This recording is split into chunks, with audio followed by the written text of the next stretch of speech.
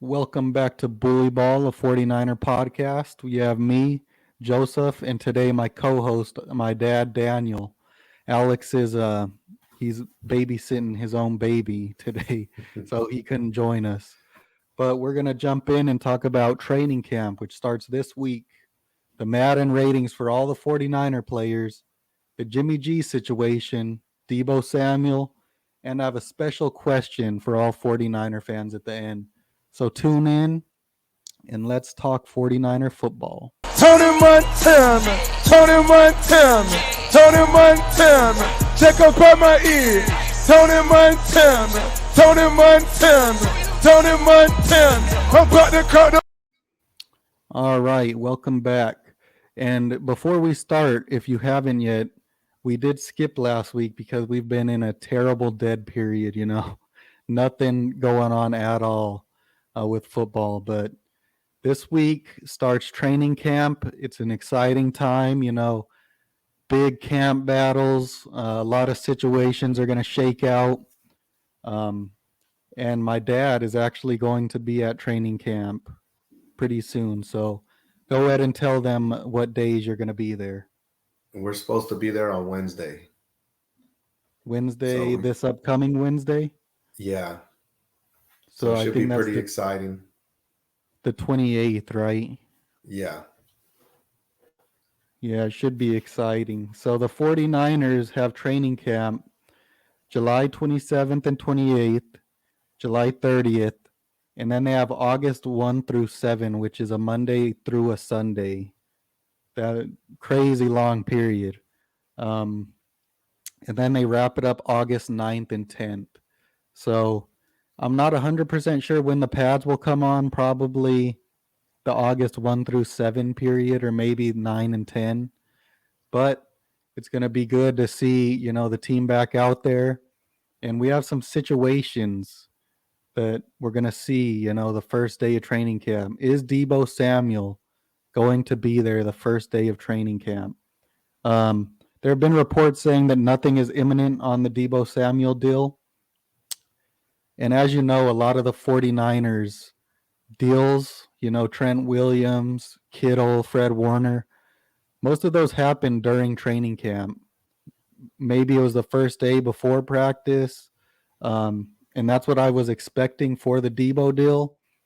But it'll be interesting. Do you think Deebo will be there the first day of training camp? I hope so. I know he's out here in the Bay because he had his youth football camp out here. And we had some of our little younger cousins go. So they got to meet him, take some pictures with him. They said it was real cool. He's a real cool guy. So I know he's out here, or he was out here this weekend.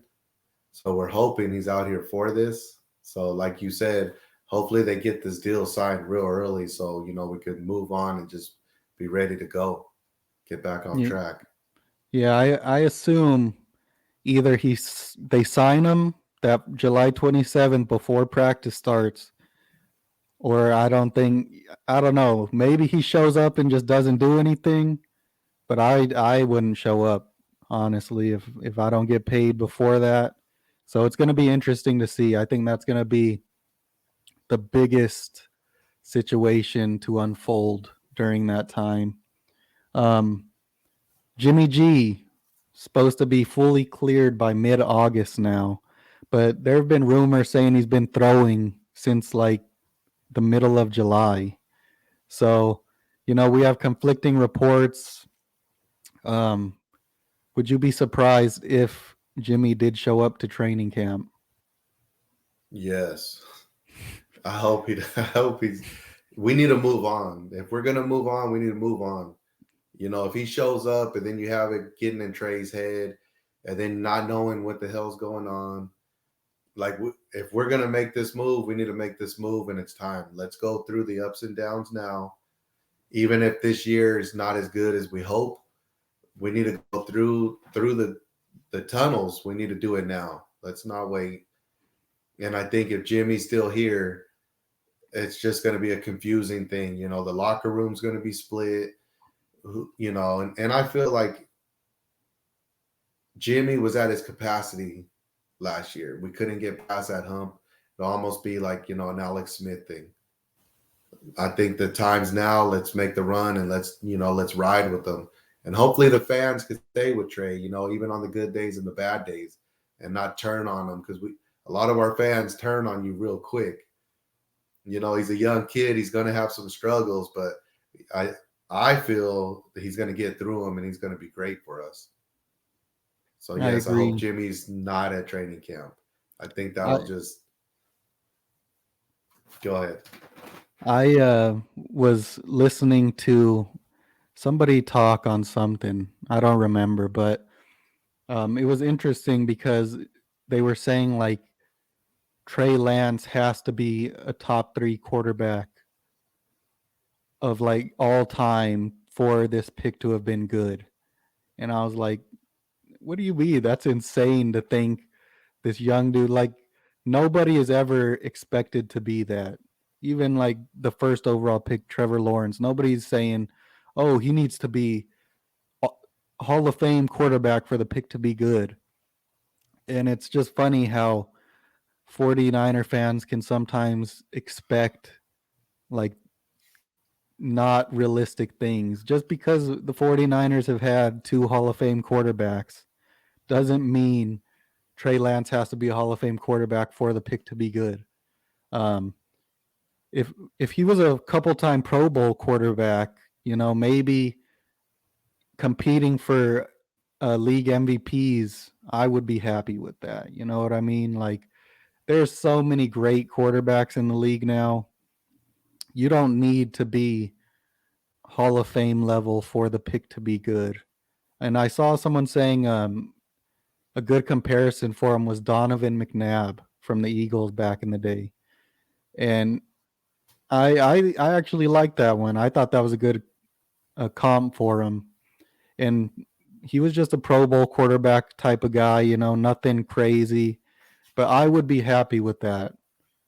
Like, if that was how his career went, I would be happy with that. What do you think? I agree. As long as he's giving us the opportunity to win, and he brings that extra element that Jimmy didn't have. So like you said, he doesn't have to be great. That's why we have a team. If the team and all the people in the front office do their jobs, they build him with the good team. It's not all on his shoulders. And if we're relying on that, we already screwed up that pick. But if he gives us the opportunity to win, gives us different options, and just does his job, everybody has to do their job. If he could do his job, we're going to be fine. And that pick's going to do better than what Jimmy did. And I like Jimmy. Jimmy came in and he did good for us, and I supported him. I thought, this is a good deal. He came in. It just didn't work out at the end, if it was injuries or whatever it was. At the end, I feel like last year, that's where Jimmy's going to take you. And he couldn't get us over the hump. And yeah, it wasn't just on Jimmy. There was a lot of other plays that could have went, different ways. But I think Trey gives us a little better option. So as long as he just does his job and, gives us that option to win, the opportunity will be there. And I think that's the fans and the media are setting him up to fail because the guy needs experience, he needs time, and you can't expect that from the guy immediately. Like, Josh Allen had 3 years in Buffalo to suck before he was good. And I do not think the 49ers organization can afford to give him that time with how the fan base and media are. If it takes him that long to be good, he's going to be gone because the 49ers have these unreal expectations for quarterbacks. And it's sad. So I think, they need to temper the expectations a bit. Give the guy time. Let him develop, see what he can become. It doesn't have to be immediate. You know what I mean? Patrick Mahomes was they try to compare the situations, but it's completely different. Mahomes played a ton in college. It's just, It's crazy to me. But I agree with Jimmy. I did think Jimmy was going to be the franchise quarterback, And I do believe that first ACL tear changed his trajectory because he was a totally different type of quarterback when he came back from that. He was gunslinger, he had the confidence. He would escape the pocket, run, and then he tears that ACL. It was a totally different quarterback. I agree. And he still had a above average level of play. It's just he didn't have that franchise quarterback ability anymore to me when he came back. And it's unfortunate, but it happens. So yeah, in training camp, we're going to see a bunch of position battles. It should be fun. We're going to start to see how the roster breaks down. And with that, I want to jump into the Madden ratings because there's some interesting ones, some good ones, some bad ones. So let me pull that up for us here, and we'll take a look and see if we agree with them. All right, so this is from 49ers Web Zone. The author is Rohan Chakravarti on Twitter. And so let's look. So as you can see here, the quarterbacks, they got Jimmy G is 78 overall, Trey Lance is 72. And I know that probably upsets a lot of people, but I knew it was going to happen. Trey Lance hasn't played. So, of course, he's going to have a lower overall than Jimmy, who's an established quarterback. Mm-hmm. What do you think about those ratings? Yeah, I like you said, he didn't have the time in there. But for Jimmy, you figure with the time he did have in there, and that's all he brings to the table. I mean, that kind of shows you, like if Trey would have had a full season in there, I guarantee you his numbers wouldn't be 72 overall. Agreed. And then we look at our running backs. You got Juszczyk 87 overall, Elijah Mitchell 79, Sermon 74, TDP 71, and Jeff Wilson 70. Interesting, there are no 80s from the actual running backs, but it kind of goes with the theme. The 49ers are going to be a committee backfield. We're going to see early on who's going to be the lead back, but it's going to be a revolving door all season. I agree overall with those. Maybe you put Elijah Mitchell at an 80, but he was hurt a lot, so I'm fine with that. What do you think? I agree. That's pretty accurate. I think he could have went 80, but he did have the injuries. And it's tough when you have a lot of backs getting time. Yeah. We don't have the one workhorse that just pounds it out. That's how the numbers get pretty good. So, yeah, that's about right. I agree. And as the season went on, the injuries, he still played, but you could tell they were affecting him because he was not as explosive. He wasn't breaking those long runs like early in the season. So we'll see how he holds up this year.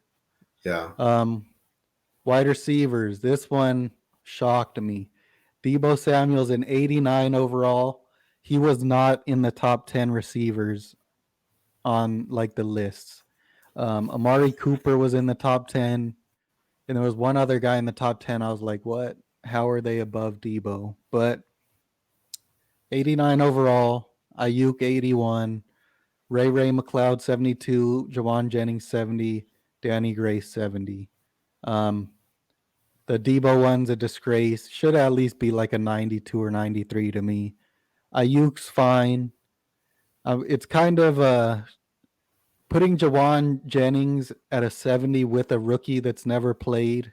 It's kind of a disgrace. Jawan Jennings was kind of going off in the back end of the year. I would have put him at like a 70, at least above Ray McLeod, a 73. That one's a little upsetting. What do you think about those? Yeah, for sure. Like Brandon, 81, that's all right. He didn't get a lot of action. He came through with a lot of good catches towards the end.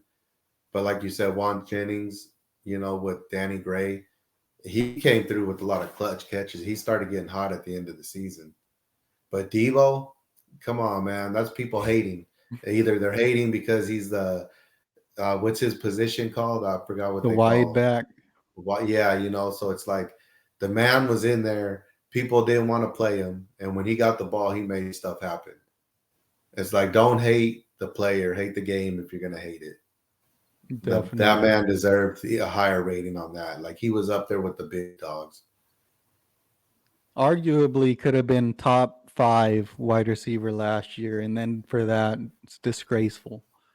I Tight agree. ends, George Kittle 97, Tyler Croft 70, Charlie Warner 66. I agree there. It's crazy, you know, when you look at that.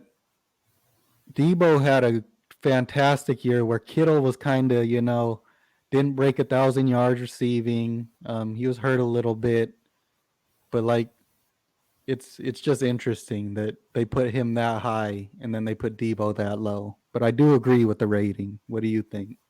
Yeah, because I mean, Deebo, the way that I feel the way Shanahan played him, that he had him in there more for the blocking, and but so I mean, he deserves to be up there. He is one of the greats coming out as a tight end, but that goes to show, like you said, with the Deebo thing, even with both of those players, the sad thing is if we would have got the ball into their hands in that fourth quarter last year, that would have been a different game. How you going to hit? I think we hit Deebo the first play in the fourth quarter, and that was it, or something like that.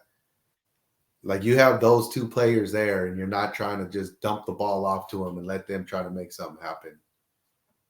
It's crazy. And as we've said, Kyle, he seems to choke a little bit in those high pressure situations. Happened plenty of times now in his career. Yeah, he's getting known for that. And that Sean McVay kind of did the same thing for a couple years. So hopefully, just hopefully, Kyle can break that like Sean McVay did. But What that's to be and seen. that's one thing that I think is going to hurt. It's going to go in favor, or it's going to hurt Trey. Is it's going to be on the way he plays them, because sometimes he played. I remember that one game he ran them up the middle with the same damn play every time. Like, you can't a lot of this is going to depend on what Shanahan does, how his game plan for him, to see how this is all going to play out too. Yeah, if Trey Lance has more than like 3 designed runs a game, he's being set up to fail because he's going to get hurt. Yeah, He should only really be running, because to me, Trey Lance isn't that fast. Like, he was not flying past those linebackers. They were coming up and meeting him. Like, he don't have that speed like Lamar Jackson or Kyler Murray. So the only time he should really be running, to me, is if a pass breaks down and he has an opening to run. Shouldn't be trying to truck stick nobody. Shouldn't be trying to run past nobody. But we'll see how that happens this year. Hopefully he doesn't have many designed runs. Well, and the boy has an arm. Like, the media needs to get off on, you don't have an arm, it's fatigue. Let the guy play. Let him get some time under his belt. Let him play before you start trying to ride him in the dirt. Because, I mean, if you think about it, he's on our team. We have him. We've already made the deal. We gave what we gave for him. So, you know what? Now it's time to let's ride. Get behind him. Show him some support. And then if he sucks for a couple years, then, hey, let's look at this again and say, oh, man, okay. Yeah, we screwed up. It's crazy, too, because one of the Madden ratings was throw power. And they had 2 rookies, Malik Willis and I forget the other guy's name, Sam Howell from North Carolina, in the top 10. And Trey Lance was not in the top 10 of throw power. Just the dude is hated on for some reason. I don't know what it is. He competed in a competition earlier in the offseason. It was like some weird competition, but it was to see who could throw the furthest out of like a couple QBs, and he won. Yeah, It's 60-something yards or something. Yeah, I just don't know why everyone's against the guy. I don't know. Now this is interesting. We hop over to the O-line. And this is something we've been talking about all off season. So you got Trent Williams, First 99 overall O lineman ever in Madden, which deserved. Best lineman in football. Look at the rest of the 49ers O line. 79 overall, Mike McGlinchey. 67 overall is their next best O lineman.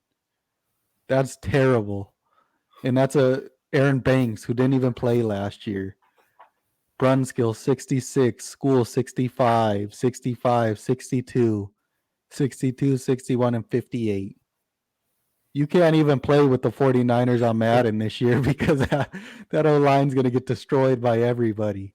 Yeah. And it's unfortunate because it's kind of true. That's kind of how it's going to be in real life too.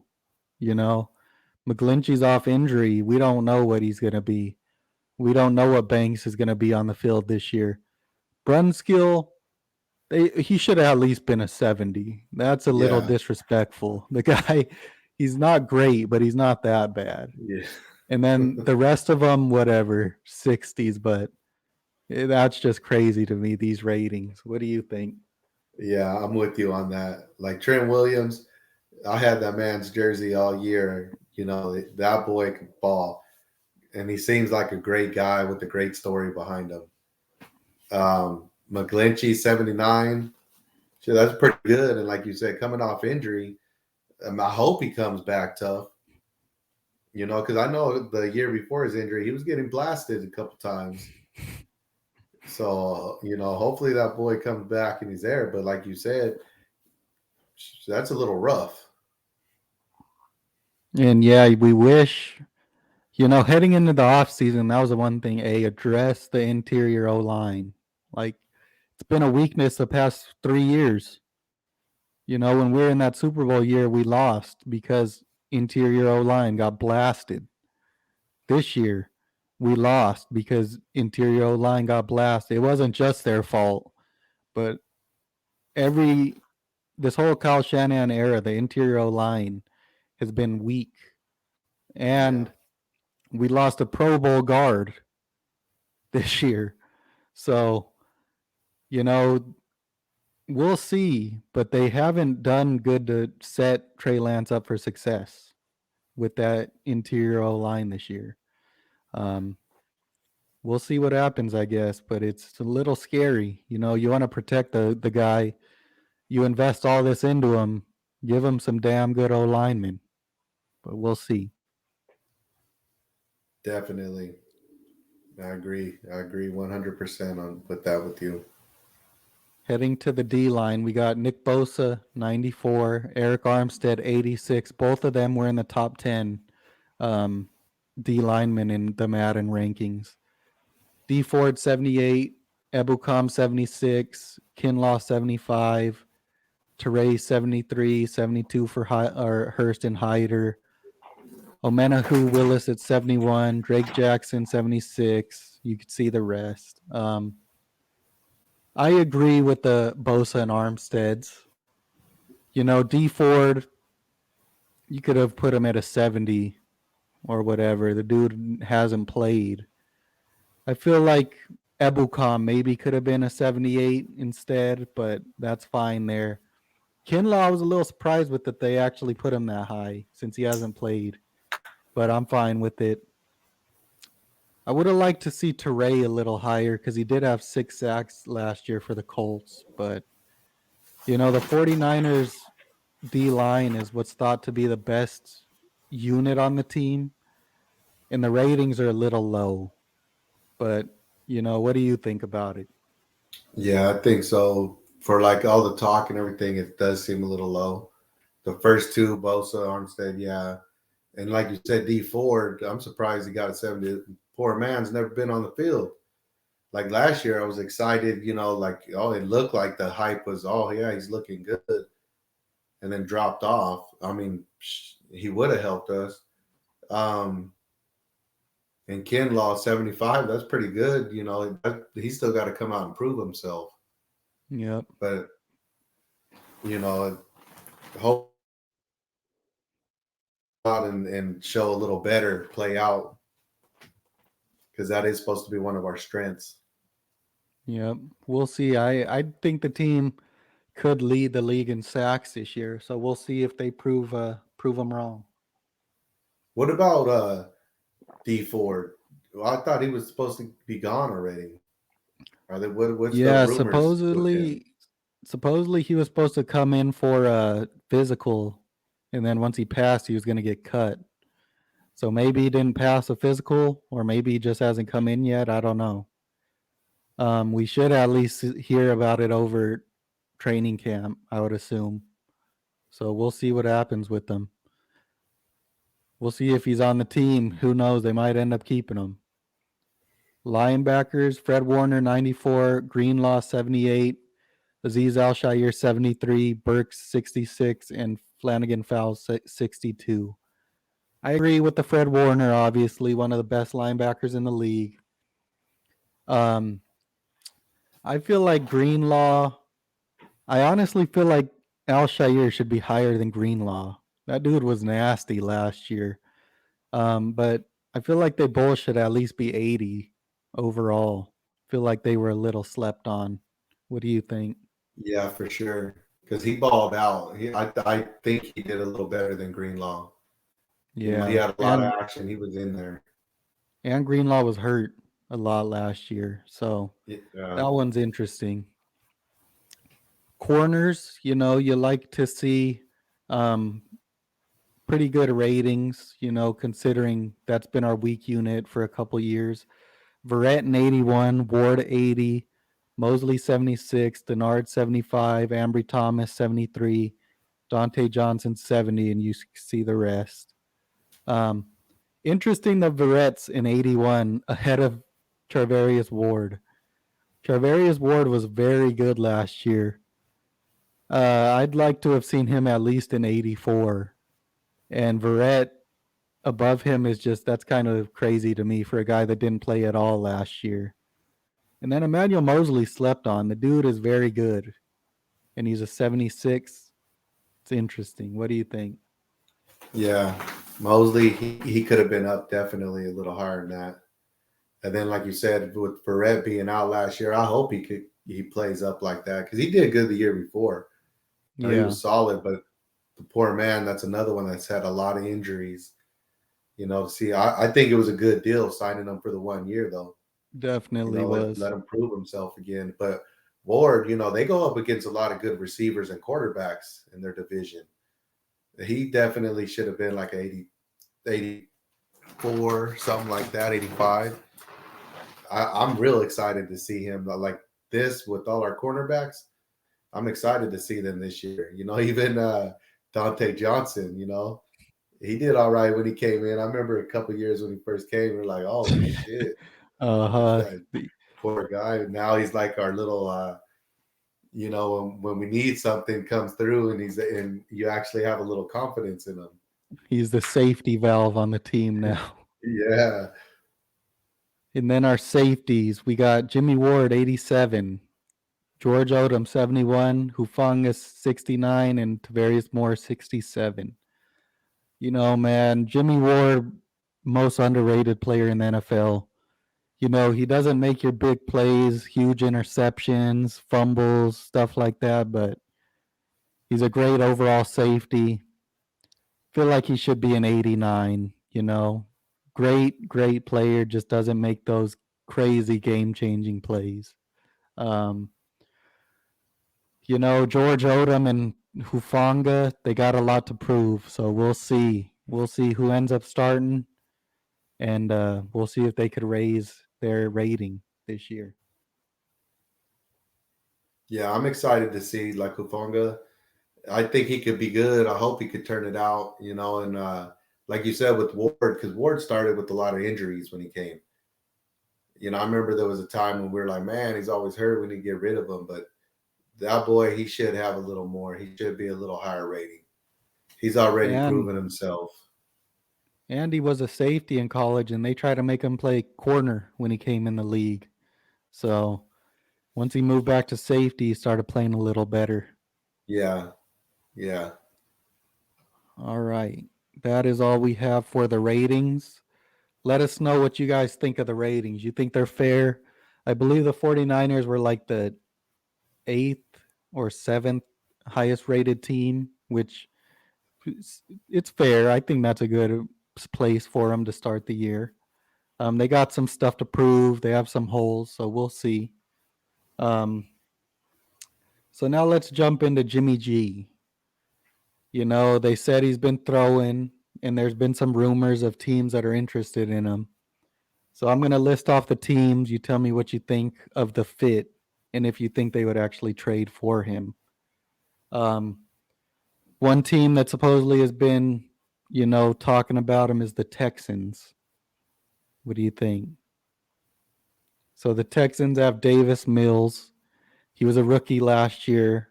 Was a lot better than a lot of people thought. He was like a 3rd-round pick, and he probably was second best rookie quarterback to Mac Jones.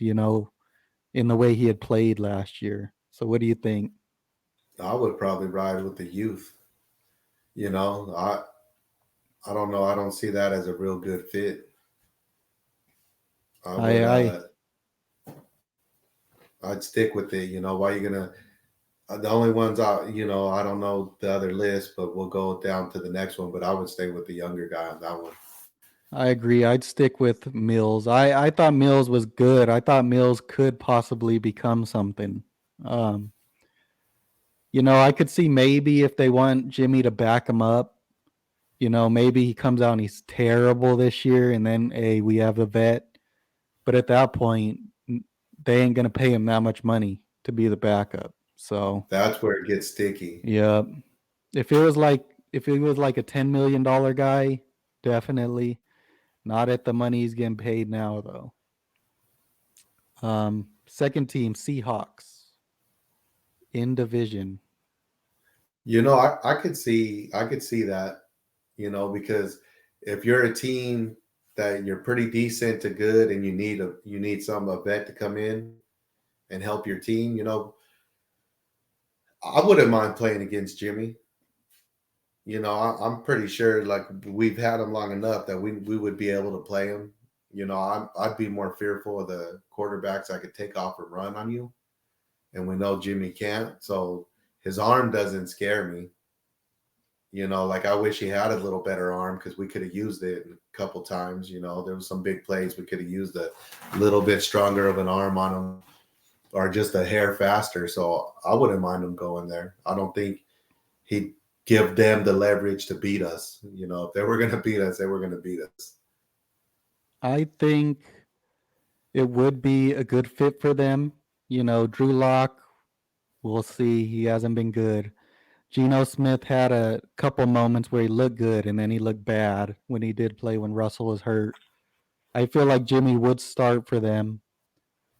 And Jimmy with Metcalf and Tyler Lockett, those are some good receivers, They could win 8 games or something, you know what I mean? They could beat us, But also, I would love for him to go there because our defense is exactly like Jimmy's nemesis, a great pass rush that's going to get after you and force the throw. That's when you don't play good. Yeah. Then again, he's one of those guys that can rip the ball quick over the middle and could be a threat against us, He ain't going to beat us deep, obviously, even though he has great deep receivers there. But I personally think that John Lynch is he don't have the confidence to trade him in the division. You don't have the balls to do it. So I don't see it happening. I would do it though. If it was me, hey, pack up, get over there. We'll see you 2 times a year. But I don't think he could do it. Yeah, I'm with you on that. I don't think he could. I think they see him being a little better than what he really is, or something. But yeah, I'm with you there. And I would be all for it. I think they're scared that if they did that and then the Seahawks beat us once or maybe twice, I think they just couldn't handle that. You know what I mean? Yeah. But I would do it. But anyways, next team, supposedly a team that snooped around a little bit, the Dolphins. And as you know, they have our coach, what's his name again? Didn't they get Uh, McDaniels? yeah, McDaniels, head coach. They got Tua as their quarterback, and I forget who they got to back him up, but I think he's a decent quarterback. But what do you think? I think for the coaching staff and some of the players, because they went and got a couple of our players, you know, I could see that part of it because they kind of know how to coach them. But Tua, Tua's. I think I kind of like him. I think, and he's been 2 years. Has he been in 3 years now? I think 2 years. And then he was injured right? 1 year he was injured. So Yeah, he was injured the still first young. year, and then I think last year he played most of the year, and he was okay. He wasn't nothing like special, but he wasn't like terrible. Yeah, with the coaching staff, I can see that. You know what I mean?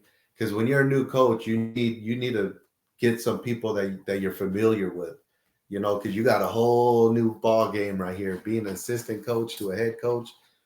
So somebody that would bring a little comfort to you, I could see that tie in it. I just don't know if I would want to go that route because to me they're not a Super Bowl contender. So I think if you were there and you needed somebody that was a vet, and the only one that's left is Jimmy, Jimmy showed you already that he could get you to the playoffs. For us, me personally, I just don't think he could get the job done. And if it was Jimmy or if it was Shanny or both of them, somebody dropped the ball because we've had opportunities and we had the team and we couldn't get it done. See, and their backup, I looked it up. It's Teddy Bridgewater, who he's a good backup. He's not a starting quarterback. He started for the Vikings, the Panthers, I think Denver for a couple. He's been all around starting, and he's not a starter, but he's a good backup. See, now this one is the most interesting fit to me because it's up to Mike McDaniels. What does Mike McDaniels want to be? You know what I mean? What does he want to be known for as a coach? Because they did build that team up like a lot. And he could run with Tua, and maybe Tua does good and they make the playoffs. But then maybe Tua's terrible. And then it is his first year as a head coach, and that's fine. If Tua's terrible, whatever, they move on. Next year they try to get a guy. But if you look at the roster, I really think that they could make a run for the playoffs. They have Chase Edmonds, who was a starting running back for the Cardinals last year. They have Mostert, explosive guy. They have Sony Michel, who played a lot for the Patriots. At receiver, you have Tyreek Hill and Jalen Waddle, who would be starting receivers for 90% of the NFL. Their O-line, they brought in Armstead, great tackle from the Saints. Connor Williams, he was a good player for the Dallas for a while. So they have a decent O-line. Their defense was pretty good last year. They have Christian Wilkins, Melvin Ingram. They have, who's the other guy? They had a rookie, Jalen Phillips, who was a good outside rusher last year. Xavier Howard's one of the best corners in the league. They have Javon Holland, who is a rookie, one of the better safeties in the league. And they have Byron Jones, who's a pretty good corner in the league. So they have a team that can compete. I think they won like 8 games last year. If they brought in, I think Jimmy is better than Tua. Yeah. I think they're a playoff team with Jimmy. Maybe they're a playoff team with Tua with the talent, but I think this one again comes down to the money. If it was $10 million, hey, bring him in. Maybe he's better than Tua, but you still start Tua and he struggles, then you throw him in. But I don't know. I think they could be dangerous because Tyreek Hill and Jalen Waddle, you can get them the ball short and they're kind of like the 49ers last year. They're yak guys. But I don't know. I think it's again the money thing. After you put their roster, they do have a pretty damn. They're stacked, and I think if you did bring Jimmy, because like I said, and maybe I'm by like I look at it and I'm hurt because I'm a 49er fan, and we lost. When we lost in the games we did, but like I said, Jimmy does get the job done. He did throw a lot of nice, good, tight passes. So you can't put it like he was terrible. He was pretty good. He came in, turned our franchise around. So I'll be grateful for that. And with the team that you just said with them, shit, he might be able to get them to run. Playoffs. It's one game at a time. One team has a bad game, they could be knocked out. I mean, look at Green Bay last year. All those teams that had the first round bye, then bam, one game they're done. What the hell just happened? We were favorite, or like Dallas. They always talk about all that. They're ready. This is their year.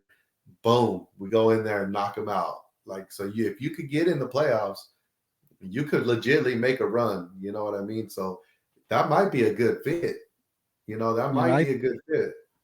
I think Jimmy almost guarantees that team a playoff berth if he doesn't get hurt, obviously. Yeah. Because, it's going to be a similar system because of the head coach. He's going to be familiar.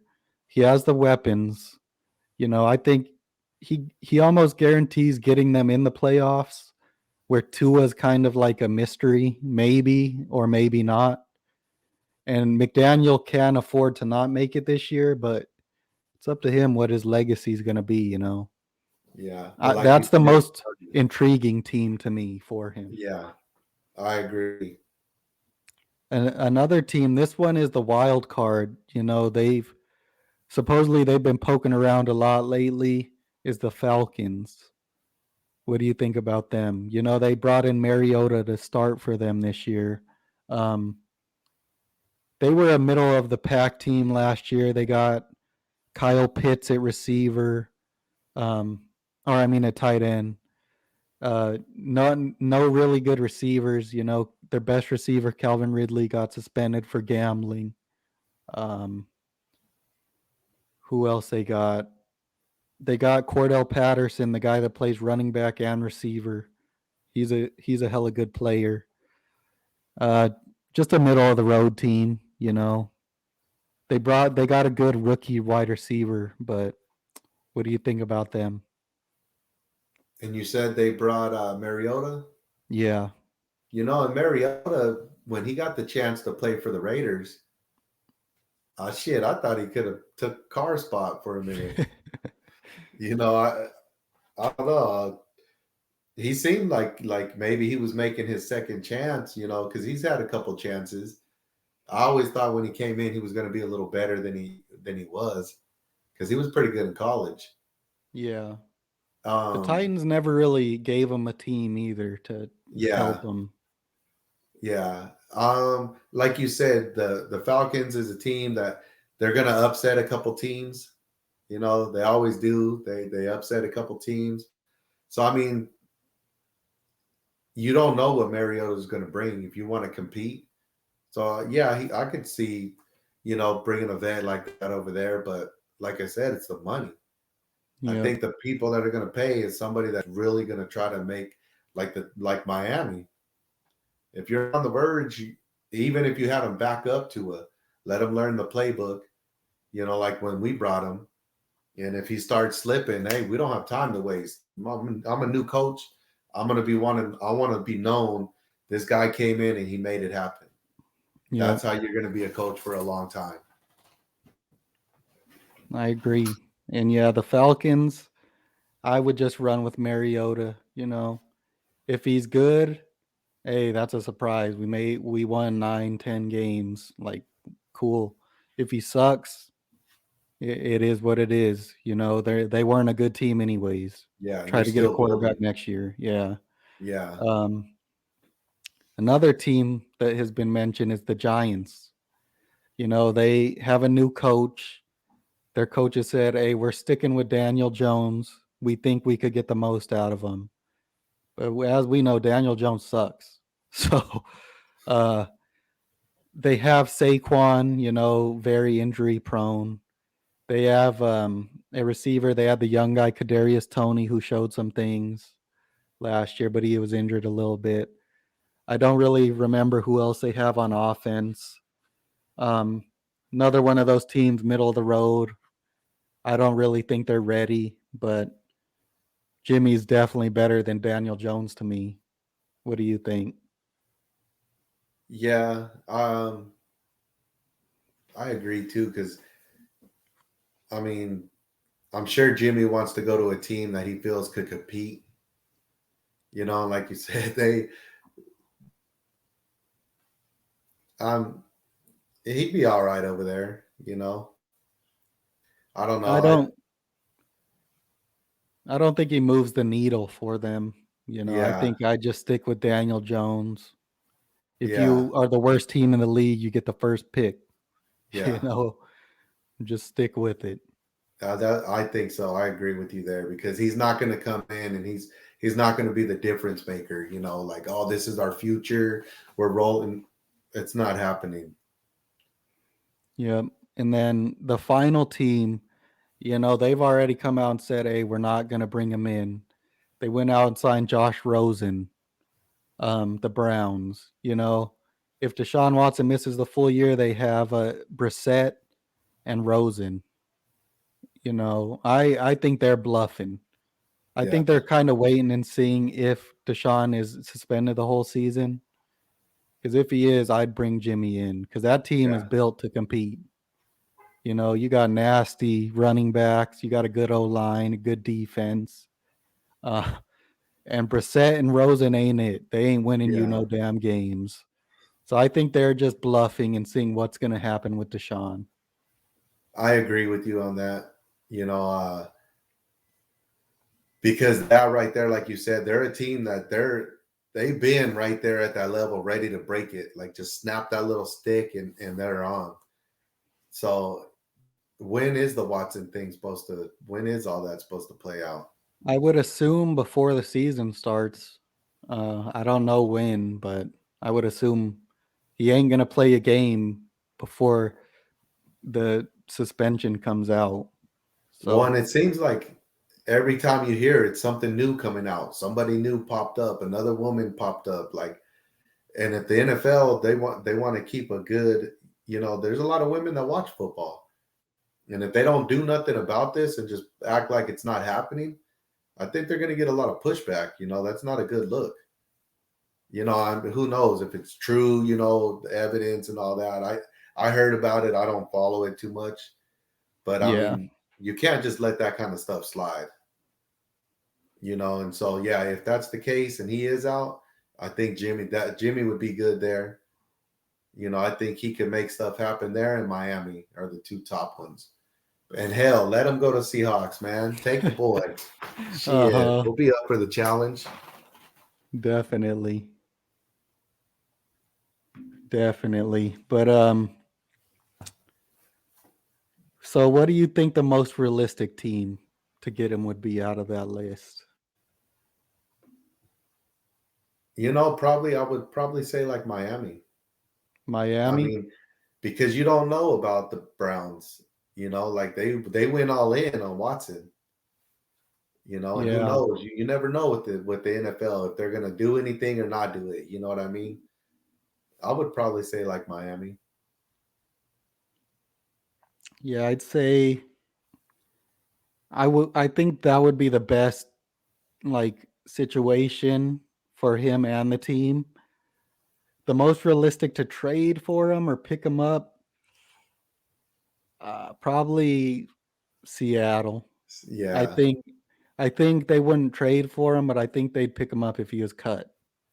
yeah, yeah. That yeah, because like you said, when I'm looking at it, I'm thinking the best opportunity for him Yeah, and I would be agree. It's Miami. definitely Miami.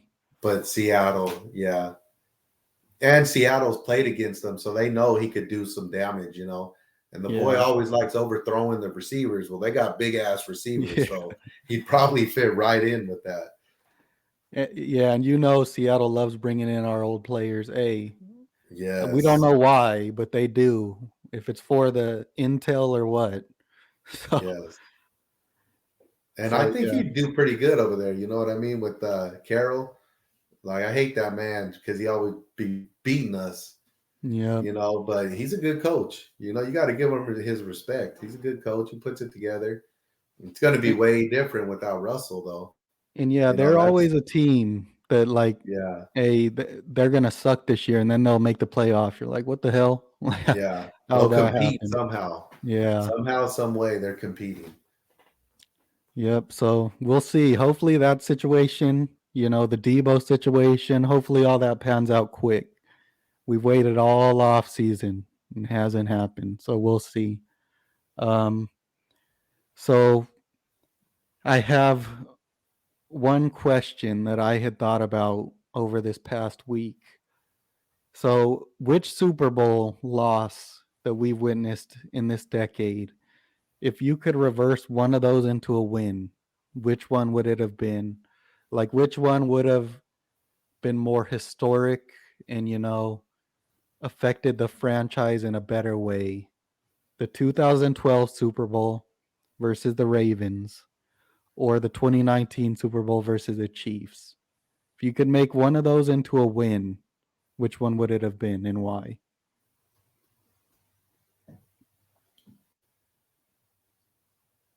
You know, that's a good one. The Ravens one would have been a good win because we were getting smacked until the lights cut out.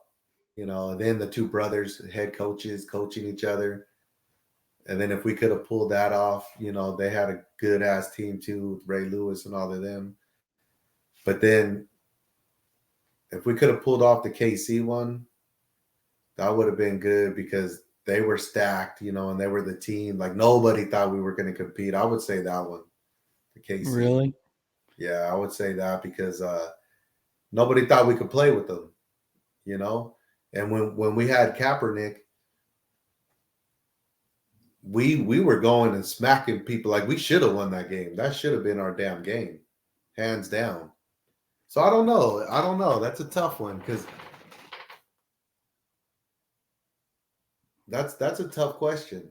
I mean, obviously, I would have liked both of them, and we got to win one because ever since you and your brother become fans, you haven't watched none. You watch them win one, you know. So you haven't got to feel how that feels, you know. Like I became a fan when we were playing. I think I was like 8 or 9 years old, and we were playing Miami. And before that, my dad wasn't into football, you know. So that was the first game I remember watching. And, you know, hey, this is this. And my dad tells me, hey, these are the 49ers. They're from San Francisco. And, you know, this is Miami Dolphins. Who are you going, who are you rooting for? That was the day I became a Niner fan. And I watched that game, and I remember my uncle next door was a big Raider fan. So when we score and stuff, we were yelling out the window to rub it in more on them. I want you guys to get that feeling, you know, and we've been close. And both of those games, man, would have been like you could almost go down to a couple down plays, and like after halftime, we let them run that ball back. That come on, man. And then I think it was like 3rd and 20 or some shit, and we let Tyreek, I think, go running all wild and all, like, come on, man. Like, what are you Yeah. guys doing? Those two plays stick with me there. And that gut feeling when we lost both those games. So I would take anyone you would give us. I would take. No, you got to pick one. I,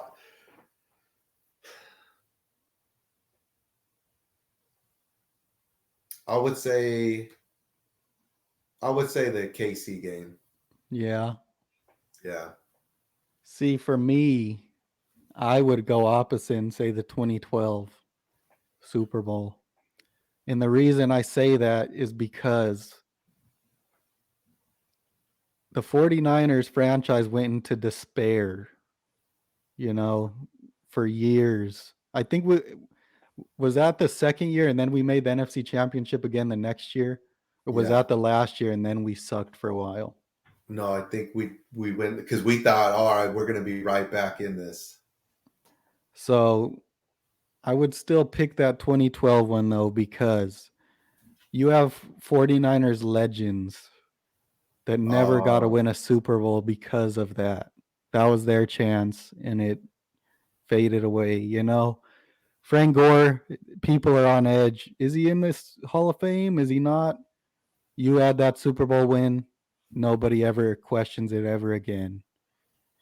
Patrick Willis, legend.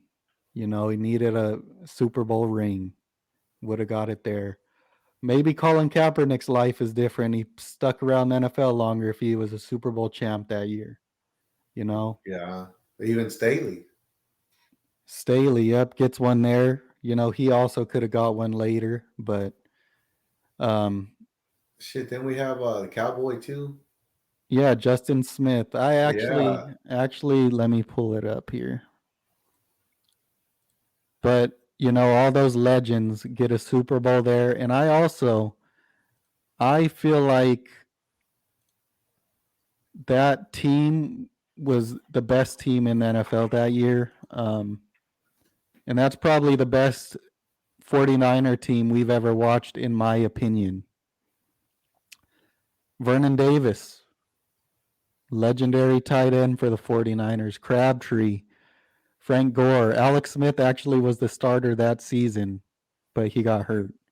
Joe Staley, Mike Upati was an all-pro that year.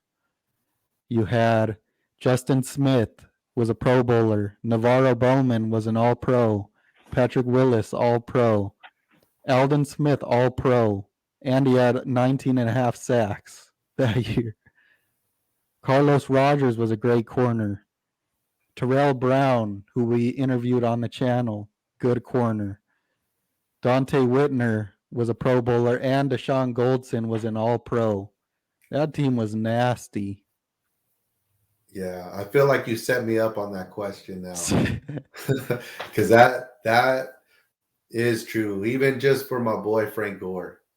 Yeah. That boy drug us through the mud when we were terrible and pounded out yards. And then, like, when they're talking Hall of Fame, since he don't have, those wins behind him in the Super Bowls and stuff to hold him out. But Frank Gore kind of changed the game. He was one of those quarterbacks that he put it in. A running back, that put it in. Like, you can't, just because the team sucked, you know what I mean? Some of those players, they pay the price and then they never get a Super Bowl. But now that you said that, that's a great point. I feel like you had way more time to think about that than I did, because that is true. Like Staley, man, he was, Cowboy, like all those guys, Hittner. That was a team. That was one of those teams that I could imagine, like watching it back in the day, the old time good 49ers when we were winning and stuff. That was like probably my favorite 49er team to watch. Yeah. The 2019 team was great and they were demolishing teams. But that team would go into any damn stadium and they would whoop some team's ass. It didn't matter if the other team was better. They were going to beat the hell out of you. And Kaepernick was a dog. That was the year he went into Green Bay, and that was the most historic performance you've probably ever seen from a quarterback in Green Bay. Yeah. He even beat them himself. Yeah. They were like, New England don't lose at this time of the year, and the shit, he was putting it on them. That was like a team right there that would have been known. They will be, but that was like a history team right there. That was like one of the greats. And that would have changed a lot of these players' careers, Yeah. But even Randy Moss, you get Randy Moss another Super Bowl because he was on that team. And Alex Smith. But I would have definitely took that team. I have the other roster as well here from 2019. Again, a great team, but it's not the same, Yeah. historic team. Jimmy G, Juice Check Pro Bowler. You had Deebo as a rookie, Emmanuel Sanders, All Pro Kittle. O line was kind of dog that year. Nick Bosa, Pro Bowler as a rookie. You had Buckner on that team. Kwan, Fred Warner, Sherman. Would have been good to get Sherman one there, Pro Bowler. Tart Ward, all those guys. Just doesn't hit the same, not. Yeah. I believe that 2012 team would have rocked this 2019 team, Yeah. but That was you like know, the Bartolo team where you bought it. You look at it like, how the hell did you get like the Rams now? Like, how are you yeah, getting all these players and have this roster? That was that team. yeah, that team was insane. Yeah, that and you know what? Going back, that one hurt more when we lost that game. That one Yeah, like hurt. And I remember this one we were pissed, but there was some plays and the coaching and calls that we were like, what the frick? We just gave this game up. That game right there, yeah. For those players too, because those are players like that you're gonna look back years from now, and those are like 49ers. in that one we were on the goal line to win the game. Yes. Hand the ball to Frank Gore. Don't throw it. Don't throw a fade to Michael Crabtree 4 times. Yeah, at least give Gore one shot. Like, come on.